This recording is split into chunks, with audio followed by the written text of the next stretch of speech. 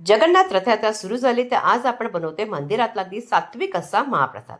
चण्याची डाळ घ्यायची, 1 वाटी स्वच्छ धुवायची, त्याला 3 तास भिजून ठेवायचे. त्यानंतर त्या बडीशेप, दालचिनी, लवंग, काळी मिरी, जिरं, वेलची सगळं भाजायचे. भाजलेलं आपण मिक्सरमध्ये टाकायचं, 2 मिरच्या टाकायच्या सुक्या आणि ही आपली पूड करून घ्यायची.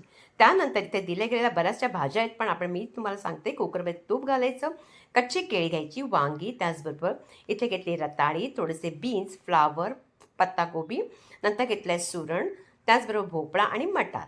ही सगळी आपली भाज्या झाल्या की नंतर आपण त्यात घालायची चण्याची डाळ, थोडंसं घालायचं आपण मीठ आणि त्याचबरोबर जरासं आपलं हळद आणि पाणी घालायचे 2 वाट्या आणि नंतर आपण कुकर लावून 2 किंवा 3 शिट्या द्यायचं. त्यानंतर त्याच्यामध्ये हिरव्या मिरच्या आणि आपण हा गरम मसाला टाकायचा. साजूक तूप, जिरं आणि या मिरच्यांची आपण मस्त अशी फोडणी द्यायची आणि याच्यामध्ये ना ओरिसामध्ये नागी वडी म्हणून टाकली जाते, ती आपल्याकडे नाही आहे आणि खोबरं मात्र नक्की टाकायचं आणि हा आपला महाप्रसाद अगदी छान असा रेडी झाला.